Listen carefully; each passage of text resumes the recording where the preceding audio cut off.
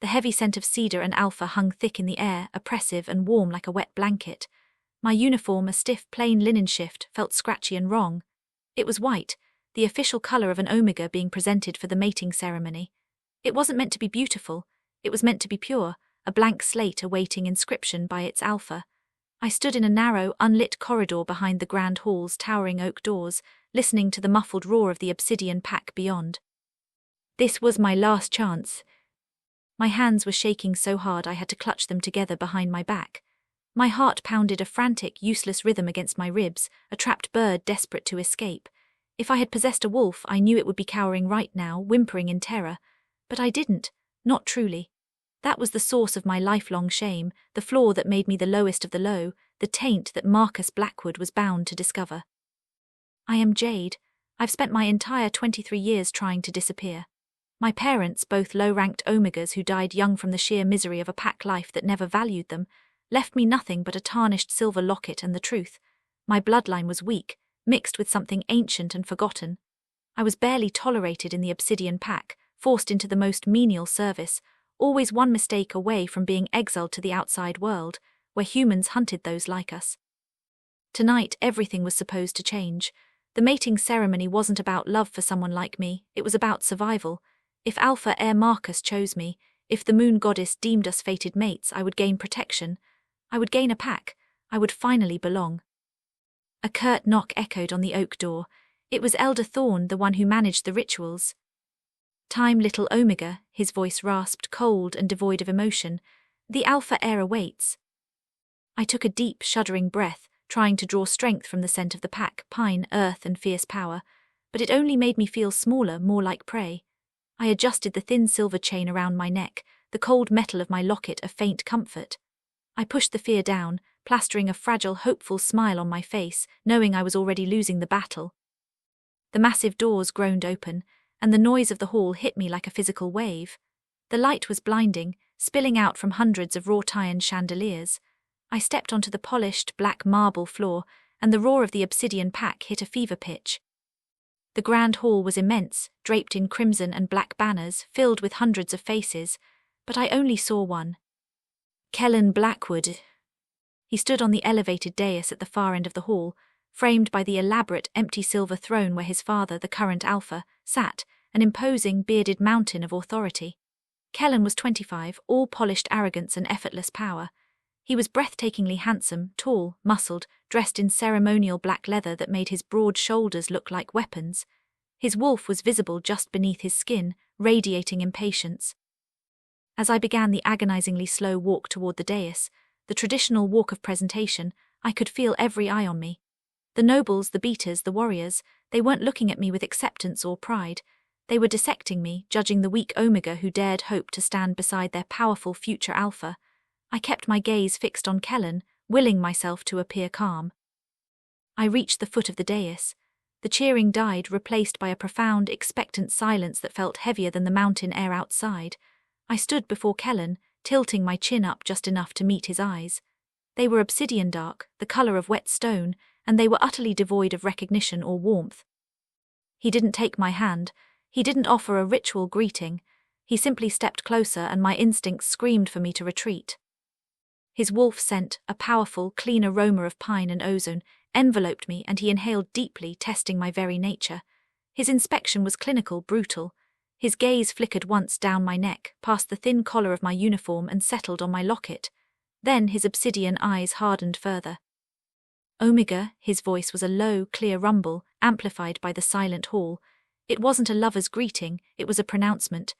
"I, Kellen Blackwood, Alpha Heir of the Obsidian Pack, stand before you for the mating ceremony." The air was so thick I could barely swallow. "Please," my soul begged, "just say the words of acceptance, just keep me safe." He paused, a cruel, deliberate silence stretching the tension to its absolute limit. Then his perfectly sculpted lip curled into a sneer that ripped through the last of my composure. "I reject you, Jade," he declared, the words slamming into me like physical blows. The collective gasp of the pack was immediate, sharp, and unifying. But Kellen wasn't finished. He leaned in, his voice dropping just low enough to carry to the front rows, but loud enough for the entire hall to strain to hear. "Your scent is thin, your blood is cold. You carry a weakness, a taint, unworthy to stand by the obsidian throne. Find yourself a place in the servants' quarters, Omega. Your life ends as it began, in the shadow of your betters. The cruelty was shocking, unnecessary. It wasn't just a rejection, it was a public execution of my hope. The ground beneath my feet tilted. I heard the blood roaring in my ears, drowning out the pack's venomous whispers.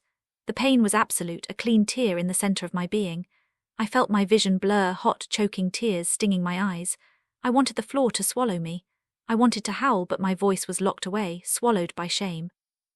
I stumbled back a step, trying to find my footing, trying to hold onto the last shreds of my dignity. Kellen turned away, his ceremony over, already gesturing for the next eligible female. I was nothing, I was discarded, my future was over. Then the world shattered for the second, more terrifying time. A sound ripped through the grand hall, drowning out the murmurs and the music. It wasn't a human sound or even a normal wolf's howl. It was a roar, a primal deafening explosion of raw, untamed power that shook the very foundations of the mountain fortress. The chandeliers above rattled violently. Kellen froze, the alpha on the throne jerked upright, his eyes wide in sudden alarm. The massive oak doors at the end of the hall, the doors meant to be guarded by a legion of warriors, exploded inward, splintering into jagged shards. A single figure stood framed in the sudden dust and broken wood.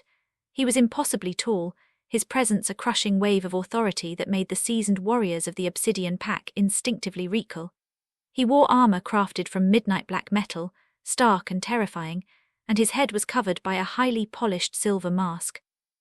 It was utterly featureless save for two razor-thin slits for the eyes, which burned with a cold, predatory light the color of ice.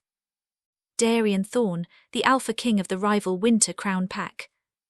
He moved with devastating speed, a terrifying blur across the marble floor. He didn't bypass the warriors, they simply melted out of his path as his scent, pure Arctic wind, ozone and ancient power, suffocated the very air. He was a force of nature, violence contained only by the will of the man. He reached the dais in 3 inhuman strides. Kellen, recovered from his shock, turned with a snarl of outrage. Thorne, what is the meaning of this violation of? Darian didn't even slow. His massive, black gauntleted hand shot out not toward Kellen but toward me. His fingers wrapped around my wrist, the same wrist Kellen had scorned, and his grip was like iron, inescapable. A bolt of white-hot recognition, terrifying and absolute, shot from his touch and scorched up my arm and straight into my heart. He yanked me against his armored body with crushing force, lifting me halfway off the ground. My head spun from the sheer shock of his strength and the close proximity of his terrifying power. Kellen launched himself forward, fury overriding fear. Unhand her. She is a rejected Omega of this pack. You violate all laws. Darian didn't even glance at him. His masked head tilted slightly, his ice-blue gaze fixed only on me, burning through the mask and through my despair. He lowered his face until his cold metal mask was inches from my ear, and his voice, a low, guttural roar that vibrated against my skull, cut through the absolute silence of the hall. The Obsidian Pack rejected her, he declared, the words a chilling, world-shattering pronouncement. He finally looked at Kellen and his ice eyes flared with contempt. Therefore she is no longer bound by your laws, she is mine. He didn't wait for a response. He didn't wait for the inevitable chaos that erupted behind him, the shouts of outrage, the scramble of warriors, the Alpha's booming commands. He simply turned, my body cradled against his steel armor, and launched himself back through the splintered doors. The escape was a terrifying, violent blur. He moved like a shadow, too fast, too powerful. He ignored the guards who dared to stand in his way, either throwing them aside like dolls or simply barreling through them. I felt the sickening crunch of wood, the frantic, angry snarls of my former pack, and the dizzying speed of our flight. My face was pressed against the cold, seamless metal of his chest plate. I couldn't see anything, only feel the relentless, terrifying rhythm of his heart pounding beneath the steel. It wasn't the heart of a savior, it was the heart of a predator. We burst out into the cold mountain night. The air hit my face sharp and clean, a cruel contrast to the chaos we were leaving behind. I heard the roar of engines, heavy, powerful vehicles waiting just beyond the fortress perimeter. Hold on, Omega, Darian growled, his voice losing some of its chilling control, replaced by a ragged urgency. He shoved me onto the back of a massive, armored, black motorcycle, a vehicle that looked like it belonged to a military force, not a wolf. He swung his leg over, his arms wrapping around me, the cold gauntlets tightening around my waist, pulling me flush against his solid back. "Tell me your name," he commanded, the engine roaring to life with a sound like a declaration of war. Jade, I stammered, my voice barely audible over the throttle. Jade, he repeated, the name a raw sound in his throat. Then the world became a streak of black trees and silver moonlight. He drove with reckless, insane speed, leaving the obsidian pack's furious howls fading behind us. I closed my eyes, clinging to his armored body, tasting the wind and the metallic tang of his wolf's pure, possessive power. This was not freedom, this was not safety. This was a nightmare wearing a crown. My public rejection had been humiliating, but the stealing was terrifying, plunging me into a terrifying new captivity. When the bike finally skidded to a halt, the sudden silence was deafening. I opened my eyes, dizzy and disoriented, to see an imposing fortress looming before us. Its walls were stark white granite, gleaming under the light of a fractured moon, the crest of the Winter Crown pack. We had crossed the border, deep into enemy territory. Darian cut the engine and slid off the bike, moving with predatory grace. He pulled me off after him, my legs trembling beneath me. "Welcome home, Jade," he said, the words cutting through the chilling mountain air. He still wore the mask, but I could feel the cold intensity of his gaze burning into me. I looked at the fortress, then back at the powerful, masked Alpha King who had just thrown both our lives into chaos. "Why?" I whispered, the single question holding all my terror and confusion. "Why me? Why steal an unworthy Omega?" He took a step closer, his scent overwhelming me. He reached up, his gauntleted hand raising slowly, and his fingers brushed against the simple silver locket at my throat, the locket that held my family's secret. "Because little Omega," he growled, his voice dropping to a dangerous, intimate whisper, "the obsidian pack was wrong. That wasn't a taint they smelled, it was a throne." The shock of the cold air hit me first, stealing the breath that the Alpha King's speed hadn't already claimed. I was standing in a massive courtyard paved with white granite. The fortress walls loomed over us, impossibly high, gleaming under the moon like shattered ice. The air here didn't smell of cedar and warmth like the obsidian pack. It smelled of pine, winter stone, and a deep, aching cold that settled in my bones. Darian Thorne, the thief, the Alpha King, released my wrist, and I immediately stumbled away from his armor, my legs liquid beneath me. I didn't get far. The invisible barrier of his presence, raw and suffocating, pinned me in place. He didn't move toward the main gates. Instead, he strode to a smaller, shadowed entrance marked by two snarling wolf heads carved into the granite. I watched him in terrified silence. The silver mask was still in place, featureless and menacing. "You said the obsidian pack was wrong," I managed, my voice a broken, trembling thread. "You said it was a throne." He paused at the archway, his massive shoulders rigid beneath the metal armor. They were wrong about the taint, yes. They were not wrong about the consequences. He didn't wait for my questions. He pushed through the archway, and I followed, propelled by an instinct that told me survival lay only in staying close. The interior of the fortress was breathtaking, soaring arches, walls of dark, polished basalt, and colossal iron braziers that threw flickering shadows. But the heat they cast barely cut the cold. Everything felt ancient, powerful, and profoundly lonely. Darian led me into a large, cold chamber dominated by a massive stone hearth. He finally stopped, his back still toward me. My body was thrumming, overloaded by the sudden transition from humiliation to terror to this crushing, sterile power. "I need answers, Alpha King," I insisted, finding a sudden, desperate strength in my anger. "You stole me. Am I a prisoner? Am I bait? Why use a word like throne if you just wanted a tool?" He finally turned. Slowly, deliberately, his armored hands went to the catches holding the silver mask in place. A soft hiss of metal, and he lifted the mask away, tossing it onto a nearby stone table. My breath hitched. The face revealed was not monstrous, but it wasn't kind either. It was harsh, severe, carved from granite, a strong jaw, high cheekbones, and dark hair that fell across his forehead. He looked younger than I expected, maybe 30, but the ice-blue eyes were ancient, weighted with exhaustion and a cold, terrible intelligence. He was undeniably beautiful, but every line in his face spoke of constant self-control and pain. "I am Darian Thorne," he stated, his voice now lower, losing the metallic quality of the mask. "And you are my prisoner, Jade, for now." He strode to the hearth and slammed his fist against the stone, the impact vibrating through the room. You want to know why I spoke of a throne? Because your bloodline is not Omega, it is Vale. The Vale Omegas were the ancient, rightful rulers of the Northern Territories.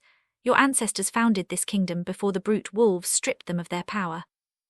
My mind scrambled to process the history that contradicted everything I'd ever been taught. That's a fairy tale. It is the truth, and the Obsidian Pack with its ridiculous obsession with pure blood knew it. They feared it. They taught you taint to ensure you never realized you carried a crown. Darian's eyes narrowed, searching my expression. Why tell me now? He laughed, a harsh, humorless sound. Because I need the power that comes with that crown. I didn't steal you for myself, Jade. I stole you for my pack. Darian sank onto a stone bench, resting his head heavily in his hands. The mask of controlled power dropped away completely. He looked utterly defeated. This is the Winter Crown Pack, he continued, the words strained, and we are dying slowly. He lifted his head, gesturing around the immense, lonely chamber. The reason this fortress is so cold, so quiet, it's a blight. We call it the Fadding. It has ravaged this pack for 3 generations. It steals the wolf's vitality, dulls our senses, and weakens our physical bodies. It corrupts the land, the air, and the magic we draw from the mountains. My scientific mind, trained to catalogue and diagnose, searched his skin instinctively. I saw it then. Faint, dark, web-like veins creeping up his neck from beneath his collar, vanishing into his hairline. They were barely visible, like tiny rivers of ink beneath the pale skin, but they radiated a deep, terrifying cold. It is consuming me, Darian admitted, running a trembling finger over one of the dark lines. My alpha wolf fights it daily, but my human body is losing the war. Within 1 moon cycle, the Alpha King will be nothing but a shadow. He fixed his ice-blue eyes on me. Your Vale blood, Jade, is the only known antithesis to the Fadding. Your ancestors were purifiers, healers whose magic could restore the land and purge the corruption from our bloodline. I did not steal an Omega for a bride. I stole a cure for a kingdom. The sheer weight of the confession hit me like a blow. The man who had humiliated me, Kellen, was merely a foot soldier in a much larger, darker game. The man who had terrified me, Darian, was dying, desperate, and held the fate of thousands in his hands. My life was no longer about personal survival. It was about cosmic responsibility. So you want me to heal you, I whispered, struggling to keep my voice level. It is not that simple, Darian sighed, running a hand through his dark hair. The cure isn't a spell or a potion. It requires the deepest possible bond, a mating rite completed by free will and absolute love. Only then will your Vale magic permanently bond to my alpha blood, purifying it forever. He stood up, regaining his imposing height, and walked toward me. The tension in the room was now palpable, crackling between us like static. I can take what I need by force, Jade, he stated, his voice turning hard. I could mark you now and the magic would activate temporarily, keeping me alive for months, but it would be unstable. It would fail eventually and you would be broken. The prophecy states clearly, the bond must be sealed by choice, not coercion. Your heart must be offered to secure my pack's future. He stopped 3 feet away, close enough for me to feel the cold aura of his dying wolf. So here is your choice, Omega of the Vale. You are a prisoner in my home, but you are not bound. I will not force you. I will not mark you. You will stay here and you will witness my pack's struggle. You will understand the threat the Fadding poses. You will discover the true power in your blood. And in 1 moon cycle, when the curse reaches its peak, you will choose. I stared at him, my fear dissolving into a strange, raw empathy. He was right. It was a choice of impossible magnitude, my lifelong dream of freedom versus the salvation of an entire dying pack. And if I choose freedom, I asked, testing the limit of his desperation. Darian's eyes shuttered, the pain returning tenfold. Then I will honor the freedom I promised. I will escort you back across the border myself, and I will lock the Alpha King away forever before he loses his humanity completely. The honesty was devastating. I wasn't just facing a ruthless king, I was facing a man offering his damnation for my liberty. I finally walked toward the hearth, letting the weak heat warm my chilled hands. I need to know the true power I have, I told him, looking not at his face but at the dark, spreading veins on his neck. And I need to see what this curse does to your people. If I am to save them, I must understand what I am fighting. Darian's body relaxed infinitesimally, a silent sign of relief. He knew I had agreed to his alliance. Then tomorrow, he said, his voice now a low, rough promise, you will begin to learn. He turned and strode to a door hidden behind a tapestry. He paused before leaving. Your quarters are connected to mine, though separated by a sealed door and the length of a long corridor. You will be guarded but treated as my equal. Do not test the perimeter guards, Jade. They do not answer to the same control I do. He left and the heavy door clicked shut, plunging the room into a silence that felt less lonely than before. I walked to the massive, curtained window and drew back the velvet. The cold moonlight flooded the room and I saw my reflection, pale, shaken, but for the first time in my life, feeling a core of something stronger than fear. I had been rejected as a useless Omega, only to be stolen as a queen. And now, I held the life of an Alpha King and his entire pack in my untested hands. My scientific mind had found a new, terrible puzzle to solve. I woke to the softest light I'd ever seen, filtered through thick, leaded glass. My quarters were beautiful, complete with carved wooden furniture and furs piled high on the massive bed, yet the luxury did nothing to erase the knowledge that I was a high-value prisoner. The silence of the Winter Crown fortress was absolute, broken only by the distant, rhythmic clang of metal that I correctly guessed was Darian's ongoing training. I found him waiting for me in the main receiving room, a space of elegant, dark wood. He was freshly dressed in simple combat trousers and a grey tunic, but he looked worse than the day before. The dark, inky veins tracing his neck were visibly thicker, spreading like frostbite across his skin. His ice-blue eyes held a weariness that chilled me to the bone, a man fighting a losing battle against his own blood. "Good morning, Jade," he said, his voice flat. He didn't wear the mask today. "The fortress is awake. It's time for you to see what you are fighting to save." He didn't wait for my response. He led me out into the main corridors, and for the first time I saw the true face of the Fadding. It wasn't a sudden, violent illness. It was a slow, agonizing decline, a blight that stole life rather than ending it quickly. The pack members we passed, warriors, council members, women managing the stores, were shadows of what they should be. Their scents, which should have been potent and vibrant, were shallow, muted, tinged with a constant metallic exhaustion. Their eyes held a profound listlessness, a quiet surrender. Many of the older members had hair that was prematurely white, and their movements were labored, shuffling instead of striding. "It begins subtly," Darian explained, his voice low and clinical as we walked, passing two young wolves struggling to haul a small cart, their breath ragged. A dulling of the senses, a fatigue that never breaks. Then the essence of the wolf begins to retreat, unable to heal the constant magical drain. It takes years, but it always ends the same way, collapse. My heart ached, a deep hot sorrow that went far beyond mere pity. These were innocent people, victims of a disease Darian hadn't been able to stop. The magnitude of his desperation suddenly made terrible, crushing sense. My rejection, my humiliation, it was nothing compared to the daily terror these wolves faced. I realized I wasn't just here to save Darian, I was here to save a family. "Is the land affected?" I asked, my scientific curiosity overriding my emotional turmoil. "The magic that feeds our pack is drawn from the land," he confirmed, leading me into a grand conservatory. The effect here was horrifying. The glass roof allowed light, but the plants were skeletal, grey and dead, brittle to the touch. The Fadding contaminates the source, poisoning the roots of our very existence. He stopped before a barren stone fountain. "Your veil power must purify both the pack and the land itself, Jade. If you fail, the Winter Crown pack will cease to exist." I looked at the skeletal remains of the plants, then at the exhausted, weary faces of the few guards who stood watch. My decision to stay and learn solidified into a hard, cold resolve.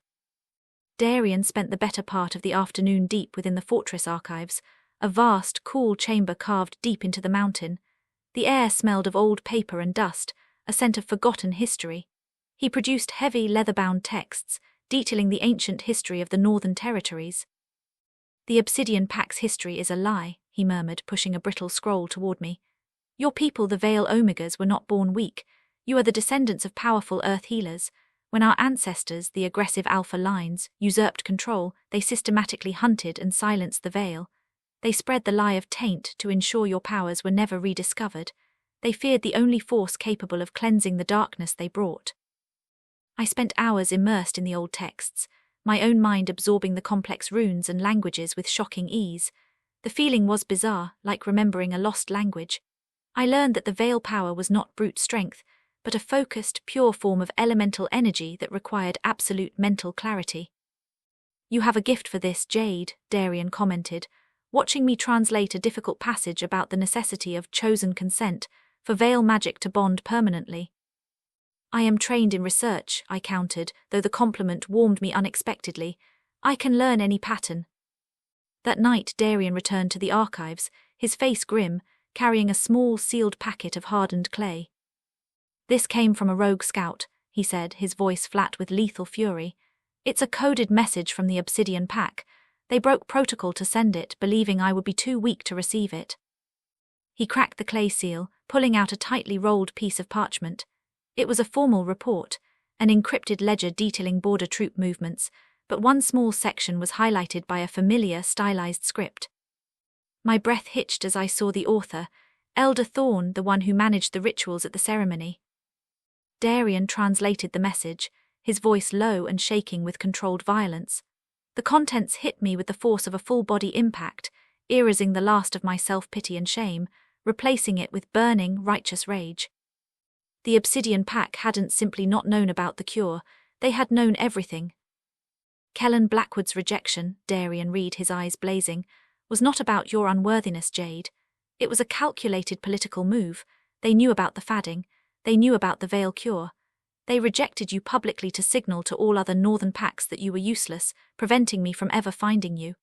They hoped the Winter Crown would continue to waste away, leaving their territory undefended and ripe for conquest. The utter cynicism, the cold, calculating cruelty of it, stole my breath. Kellen's words, taint and unworthy, were simply convenient lies masking a geopolitical hit job designed to lead thousands of innocent wolves to their agonizing, slow death. He used my pain, I whispered, the rage a clean, sharp fire in my soul. He manufactured my deepest humiliation to secure his pack's borders. He sought to damn us all for territory, Darian confirmed, his voice a guttural snarl. And now you know what we fight, Jade, not just a plague but a pure, self-serving evil. In that moment the fear that had defined my life dissolved. Kellen Blackwood and the Obsidian Pack were no longer my oppressors. They were the enemy responsible for the slow murder of Darian's people. My choice, which Darian had insisted on, was no longer about my personal freedom, it was about justice.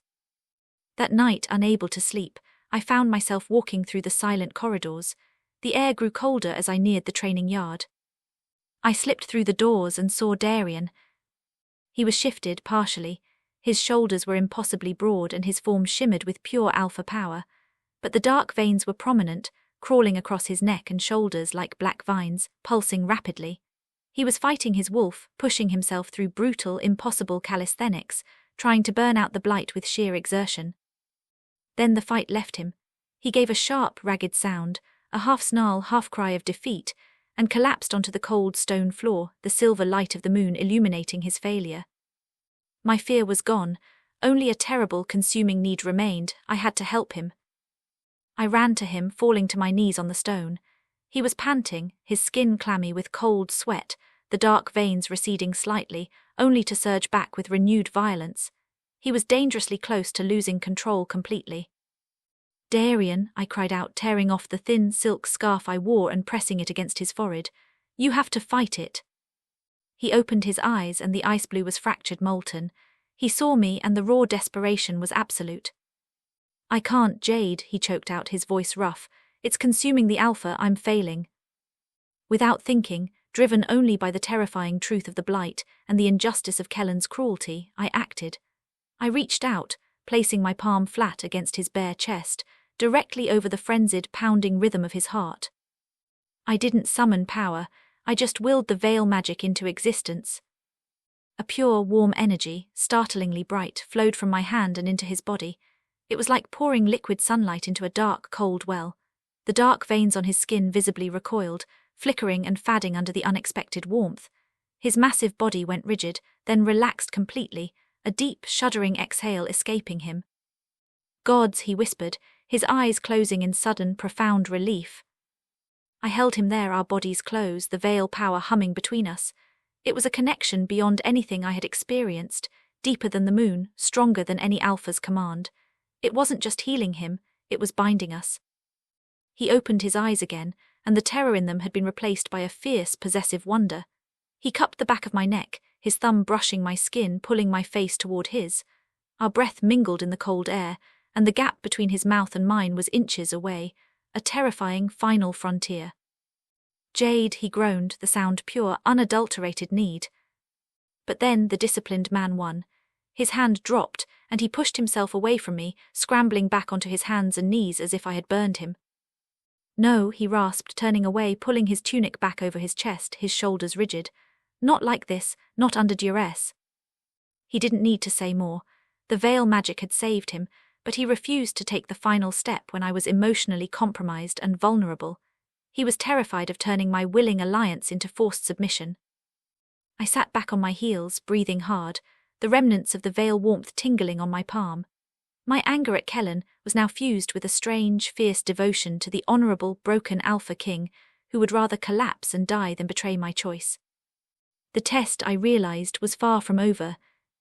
I woke before the cold light of dawn, the chill in the fortress penetrating even the thick furs of the bed. The warmth of the veil magic still lingered on my palm, a soft tingle against my skin, but the emotional high of the previous night had evaporated, replaced by a quiet, determined clarity. I knew my devotion to Darian was absolute, but I also knew the battle for his trust, the battle against his honor, was the hardest one yet. I found Darian in the war room, a Spartan space filled with ancient maps and communication equipment. He was staring at a large map of the Northern Territories, his back rigid. He wasn't wearing his mask, but the formal distance in his posture was a thicker shield than silver and steel. He greeted me with a curt nod, his ice-blue eyes quickly scanning me, avoiding my gaze. He looked like a man who had spent the night wrestling with a moral dilemma and had chosen to lock the entire struggle away. "Jade," he said, his voice clipped and purely Alpha King. "We waste no time. The political fallout from the ceremony is manageable, but the clock is still running. We must ascertain the true extent of your capabilities." He didn't mention the kiss. He didn't mention the collapse. He didn't mention the moment I poured the deepest part of my soul into his chest. That silence, that sudden, cold formality, strung more than any rejection. It was his fear of coercion manifested. He would not allow his vulnerability to sway my free will. "Understood, Darian," I replied, matching his formal tone though my voice caught on his name. I knew arguing would only push him further away. My love would have to be demonstrated through action, not words. Where do we begin? He led me out of the fortress and down a steep, winding path to a secluded, low-lying basin known as the Scar. It was a desolate landscape, not naturally barren, but magically depleted. The soil was grey and lifeless, and the air here was sharp with the metallic tang of residual corruption. It was the deepest wound the Fadding had inflicted on the land itself. "The greatest concentration of blight remains here," Darian explained, pointing to a central pit where the very earth seemed to simmer with cold, dark energy. "If you can purify this area, I can draw enough stable power to strengthen my defense. It is our testing ground." I stood at the edge of the Scar, the sight of the blighted soil mirroring the dark veins that tracked Darian's skin. "How does it work?" I asked. "The power, it flowed from feeling, from need last night. I didn't summon it." "The veil is not brute force, Jade. It is the purity of intent," Darian explained, his voice softening, slightly losing the alpha formality. "When you touched me, you felt absolute certainty, the will to heal. You must find that clarity now, but direct it at the corruption, not at me." My training began. It was immediate, arduous, and intensely spiritual. I knelt by the blighted earth, closing my eyes and reaching inward, past the noise of my human mind, past the lingering fear of the obsidian pack, searching for that pure well of healing energy. The initial attempts were failures. The veil magic sputtered, overwhelmed by my anxiety and scattered thoughts. My power was tied directly to my emotional state. If I felt the sting of Darian's coldness, the magic recoiled. If I felt fear of the blight, the magic turned inward. "Focus, Jade," Darian commanded, his voice sharp now, pushing me. "Do not let the pain define the power, define the intent." I opened my eyes, tears of frustration gathering. "I can't. I see Kellen's sneer. I see the cruelty he inflicted on your pack to get what he wanted. How do I cleanse the land when the injustice is burning inside me?" Darian knelt beside me, his scent dangerously close, though he didn't touch me. His eyes, fixed on the contaminated soil, were molten. "Use the fire," he instructed, his voice low and intense. "The injustice you feel at Kellen's actions, the burning love you felt for those dying wolves, use it. Do not suppress your emotion, purify your intent. Direct the fire as cleansing heat. You are not fighting the corruption, Jade, you are transforming it. I took his advice. I channeled the white-hot rage at Kellen Blackwood's treachery and the deep, fierce devotion I felt for Darian's innocent pack. I felt the well inside me surge. This was not anger, it was righteous certainty. I placed my palms flat against the grey, dying earth. A blindingly bright, verdant light erupted from my hands, sinking into the soil. The ground trembled violently, and a sharp, sizzling sound filled the air as the blight was forced back. The metallic tang of corruption was suddenly replaced by the scent of fresh pine needles and cool stream water. Tiny, impossible green shoots, the first signs of life in years, pushed through the grey crust. I collapsed backward, utterly depleted, but staring at the miracle I had just wrought. Darian watched me, his face softened by pride and awe. For a long moment the distance was gone. He was simply the grateful man I had healed the night before. "You are incredible, Jade," he whispered, his voice rough. "You have the power of a queen." Before I could recover, the moment was violently interrupted. A large, powerful wolf, Captain Corbin of the Shadow Guard, burst into the basin, his black fur matted with snow and his breath ragged. "Alpha King, forgive the intrusion, but the northern borders have been violated. Kellen Blackwood and his main legion have crossed the treaty line. They are advancing, using your recent instability as a pretext for invasion." The information hit us like a physical blow. The political storm Darian had feared was no longer distant.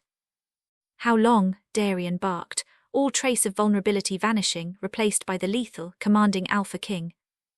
48 hours, maybe less. They're using the mountain passes, cutting off our communications. They want a swift victory before word gets out. Corbin's voice was strained.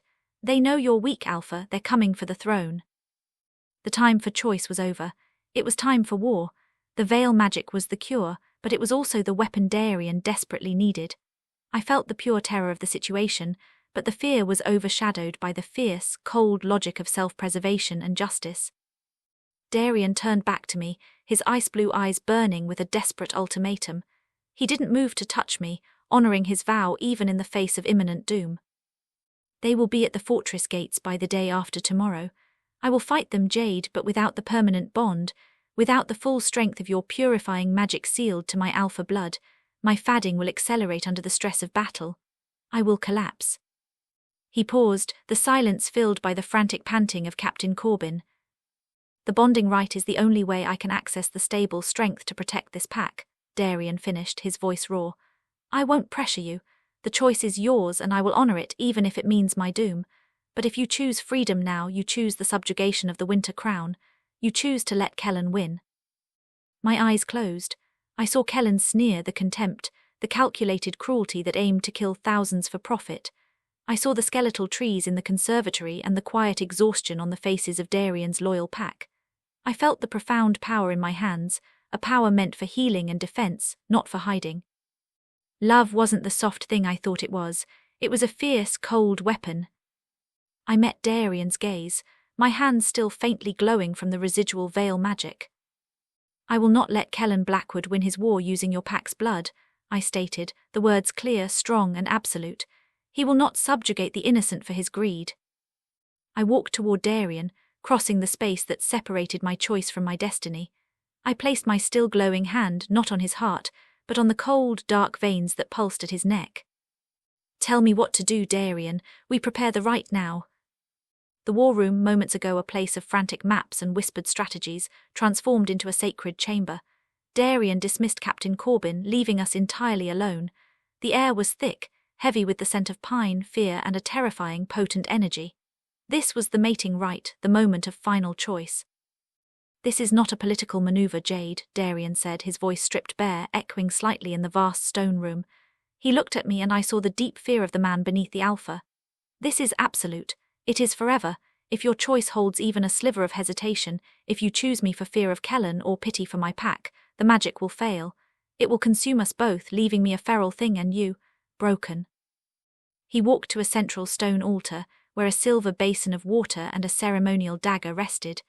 "I need your will to be pure, focused on the life we are fighting for, not the revenge we seek."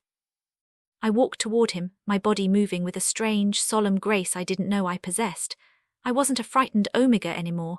I was a veiled descendant, chosen for a purpose far grander than I could have imagined. My commitment had to be absolute.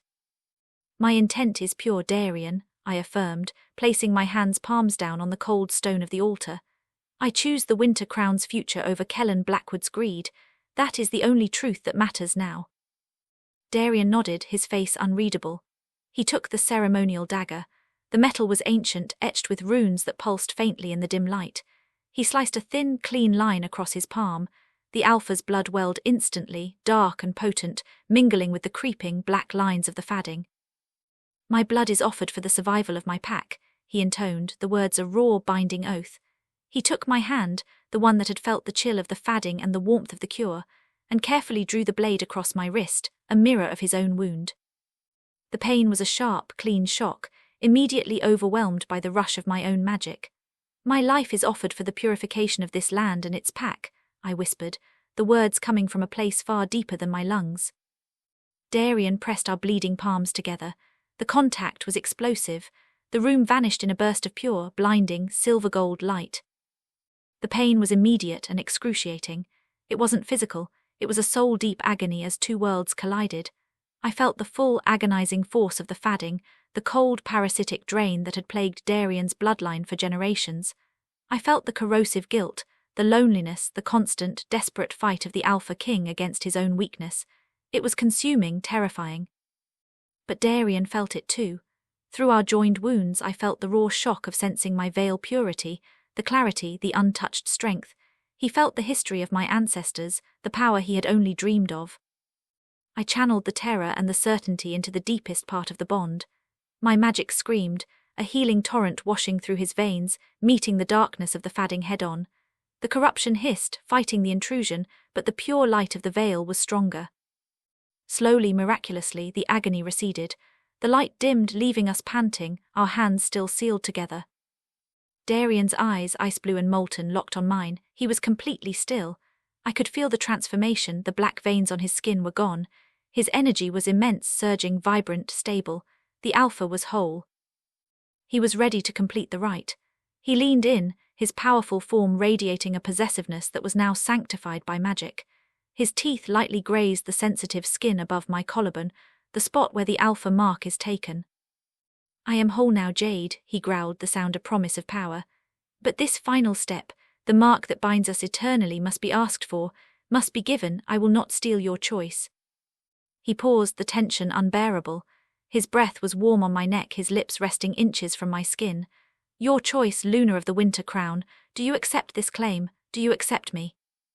The weight of my history vanished. I was no longer an Omega seeking protection, or a pawn seeking justice. I was a woman looking at the man whose soul I had just saved, who still prioritized my will over his survival. My voice came out strong, unwavering. "I accept you, Darian Thorne. Mark me, make us one." The finality of my consent was met with a roar that tore through the fortress, not of pain, but of triumphant, life-altering commitment. Darian's teeth found their mark. The quick, sharp pain was instantly replaced by a searing, permanent warmth that settled deep in my chest, weaving my blood with his. The bond snapped into place, not just a magical connection, but an unbreakable, fortified shield. The moment the rite was sealed, a deafening blast ripped through the mountain, shaking the entire fortress. The ground under our feet shuddered violently. Darian pulled back, his eyes blazing with Alpha command and fierce, possessive triumph. "They're here," he snarled. "Kellen," I whispered, already feeling the sharp, cold malice of the invading pack through our newly merged senses. Darian was already moving, stripping off his ceremonial tunic. His body, now free of the fadding's corrosive corruption, was a weapon forged in steel. He reached for a console that had been hidden in the stone wall, the strategic map lighting up with dozens of red markers closing on the perimeter. "Corbin," Darian roared into the communication device, his voice now amplified by the sheer, stable power of the Alpha mark. "Launch the mountain defenses. Initiate code Winter." The transition from sacred vow to war was instant and brutal. I grabbed a warm cloak Darian tossed at me. I was no longer a civilian. I was bonded to the Alpha King, and his strength was now partially mine. "Stay here, Jade," Darian ordered, turning to me, his eyes glowing. "You're still weak from the infusion." "No," I countered, the veil energy buzzing under my skin. I could feel the chaotic, destructive intent of Kellen's forces. "I am your cure, Darian, but I am also your partner. I can sense their weak points. I can see the flaws in their advance. We fight this as one. He searched my eyes, and through the bond, he felt the unshakable certainty of my soul. He gave a sharp, wolfish grin, the first true smile I had ever seen from him. Then stay close to my side, Luna, he commanded, pulling a massive, ancient sword from a hidden sheath, and prepare for a blood moon. We launched into the corridors. The fortress, so silent and cold moments ago, was alive, a beehive of frantic, disciplined activity. Warriors of the Winter Crown Pack, their faces grim, moved into defensive positions, but they were different now. The pervasive scent of exhaustion was gone, replaced by the clean, potent aroma of renewed strength, drawn from the purifying magic that now flowed through their Alpha King. We reached the inner ramparts. The scene below was absolute chaos. Kellen's obsidian forces, hundreds of them, powerful and disciplined, were swarming the outer walls, meeting the counterfire of Darian's mountain defenses. Darian didn't hesitate. He took his position at the highest point of the command post, his massive sword catching the red light of the pre-dawn sky. The battle raged. Through the bond, I felt every blow Darian delivered, every surge of adrenaline, every strategic command. It was overwhelming, a constant torrent of sensory input, but I pushed back the noise, focusing on the tactical awareness the bond gave me. North breach is thinning, Darian roared to Corbin, who manned the controls below us. No, Darian, I thought clearly, pushing the awareness through our new connection. It's a lure. Kellen is holding his strongest back. Look at the shadows near the east flank. Darian's eyes widened infinitesimally as he received the thought, not spoken but felt. He immediately countered Corbin's plan. East flank, reroute the thermal defense. Kellen is pulling a fast one. The surprise was absolute. Corbin reacted instantly, and the east flank defenses exploded to life, catching Kellen's hidden forces in a devastating crossfire. Kellen Blackwood was visible now, a black shadow commanding the battle from the center of the fray. He was utterly shocked, his carefully planned invasion dissolving into chaos. He looked up, his obsidian eyes finding Darian on the ramparts, and then focusing on me, standing shoulder to shoulder with the Alpha King. His face twisted into a mask of pure, venomous rage. He understood. His calculated cruelty had failed.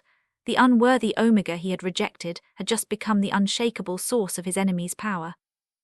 The battle intensified, becoming a brutal, bloody war of attrition. Through the bond, Darian and I moved as one mind, one shield, one sword. The strength of the Veil magic and the Alpha's strategic mind were an unstoppable combination. But Kellen was relentless. I felt a surge of cold dread as Kellen himself broke through the main skirmish line, his path aimed directly at the ramparts, aimed directly at us. "Darian," I cried out, the warning tearing from my throat as the sheer weight of his attack registered through the bond. The final confrontation was upon us, and the fate of the Winter Crown hung on the outcome. The air on the rampart crackled with a lethal charge, cold and thick with the scent of pine, ozone and fresh blood. Kellen Blackwood stood before us, having torn his way through Darian's final line of defense. He wasn't focused on the guards still swarming below. His obsidian eyes, filled with a primal, focused rage, were fixed on Darian and me, standing together. "You should be dead," Kellen roared, his voice raw with disbelief and fury. "The Blight should have claimed you. You stole what was mine." "I stole nothing that was yours, Kellen," Darian retorted, his stance wide and unyielding, his massive sword held steady. The veil magic I had gifted him, sealed by the mate mark, now pulsed under his skin, stable and immense. He was magnificent, the powerful Alpha King he was always meant to be. Kellen lunged. The duel was a terrifying storm of silver steel and raw alpha power. Kellen fought with the reckless, bitter fury of a man who sees his greed slipping away. Darian met him with cold, focused precision, every move calculated, every parry weighted with the power of our combined bond. I didn't move, I couldn't. I was anchored to Darian's side, and the battle unfolded in a terrifying, vivid flash inside my mind, amplified by our seamless mate bond. It was sensory overload. The screech of steel, the burning pine scent of Kellen's anger, and the thundering beat of Darian's heart, which was now my anchor. "He's tiring, Darian," I thought, not daring to speak, pushing the observation through the veil connection. "His left flank is unprotected. He relies too much on brute force after the feint." Darian received the thought instantly, not as words but as clear strategic truth. He pulled back, allowing Kellen to overcommit on a heavy, wide swing. Darian pivoted and brought his sword down hard, not to kill but to disable, striking the stone where Kellen's foot had been planted. Kellen stumbled, surprised by Darian's sudden, agile movement. "You fight with the skill of a shadow guard, Thorne," Kellen spat, recovering quickly. "But you've lost your fire, the woman softened you." "He's baiting you, my warning was immediate. He's waiting for rage, don't use anger, use the cold." Darian understood. When Kellen lunged again, Darian met him not with fury, but with the cold, deliberate strength of a glacier. He deflected Kellen's sword with a powerful, calculated move that ripped the weapon from his grasp, sending it clattering down the rampart. Kellen was disarmed, panting, his raw aggression exposed. He reverted to his wolf form, a massive, enraged obsidian creature, and lunged with tooth and claw, knowing it was his last, desperate chance. This time Darian met him as the Alpha King. He didn't shift fully. He used his human form, amplified by the veil's purifying power. He caught Kellen midair, pinning the raging creature to the stone with a hand placed directly on its massive throat. The roar Darian emitted was not of a wolf, but of a true sovereign echoing across the battlefield. "You are defeated, Kellen Blackwood, the winter crown holds." The pack below, watching their leader pinned and defeated by a man they had thought weak, began to retreat, their howls of outrage turning into confusion and tactical withdrawal. The invasion was over. The immense physical energy of the confrontation drained Darian instantly. He released Kellen, who collapsed, shifting back to his human form, defeated and broken. Darian stood over him, breathing hard, his massive sword resting point down in the stone. "Your arrogance destroyed you," Darian stated, his voice heavy with finality. "You used a slow murder for a land grab, and you thought your lies would protect you." Darian looked at me, his eyes blazing with an emotion that was both love and fierce, triumphant gratitude. I walked to the edge of the rampart, ignoring the defeated Kellen, and looked down at the retreating obsidian pack. I channeled the last remnants of my veil magic and let my voice, amplified by the mate bond, ring out across the cold mountain air, a clear, absolute pronouncement heard by every wolf, friend and foe alike. "Hear me, packs of the north, the invasion is over. You came for a taint, but you found the truth. The time of greed and calculated cruelty ends now." The retreating obsidian pack froze. They looked not at Darian, the conqueror, but at me, the Omega they had scorned. In that moment my shame was permanently burned away, replaced by the full knowledge of my power. The battle was won, but the true reclamation had just begun. The political and romantic resolution. Darian and I spent the rest of the day in a blur of command and healing. We tended the wounded, directed the cleanup and secured the fortress.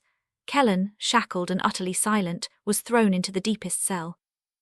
Finally, as the last patrols returned and the stars emerged, Darian found me in the archive where the scrolls of my ancestors lay open. He was no longer the warrior king. He was simply Darian, and he was exhausted. He crossed the room and gently took the scroll from my hands, his fingers tracing the faint silver mark on my wrist, the mark that had sealed our destinies. "We won, Luna," he murmured, pulling me against his powerful chest. "We are safe. You gave me everything, Jade, my strength, my life, my honor. Now take your reward." He went down on one knee on the cold stone floor, looking up at me with raw, vulnerable love. "Be my queen, Jade, be the Luna of the winter crown. Rule beside me as my equal." My heart swelled, absolute and complete. I loved him not just for the power he held, but for the man he was, the one who feared coercion more than death, the man who had saved a kingdom by choosing a rejected Omega. "I accept your heart, Darian Thorne," I said, my voice thick with emotion, "but the terms must be ours, not just the moon goddess's." I knelt down with him, taking his hands in mine. I closed my eyes and performed the final, subtle act of my ancestral power, focusing on the scrolls we had studied. I channeled the fully integrated veil magic, the power of the original rulers. I didn't just accept the title of Luna, I reclaimed the truth of my bloodline. When I opened my eyes, the atmosphere in the archive had shifted. The air was heavy with ancient, undeniable sovereignty. I wasn't just queen by marriage, I was queen by right. My bloodline, the Veil Omegas, were co-founders, co-rulers. "I accept the crown, Darian," I affirmed, my voice ringing with a new, quiet authority. "But the kingdom is no longer ruled by a single, unchecked Alpha King. It is a dual sovereignty, governed by the balance of Thorne Alpha strength and Veil Omega healing." Darian didn't flinch. He didn't argue. He looked at me and his eyes filled not with shock but with pride. He saw the necessity, the logic, the rightness of the change I had just enacted through sheer magical and political will. A balance, he repeated, a slow, deep smile spreading across his face. Protector and healer, we rule together, Jade. He rose, pulling me up with him, and his kiss was absolute, the sealing of a political compact and the fulfillment of a fated love. The rejected Omega of the Obsidian Pack had just become the true, ruling sovereign of the North, and the mighty Alpha King, the thief who had stolen her, was her devoted, equal partner. We stood together in the cold, vast fortress, our hands linked, ready to face the world we had just saved.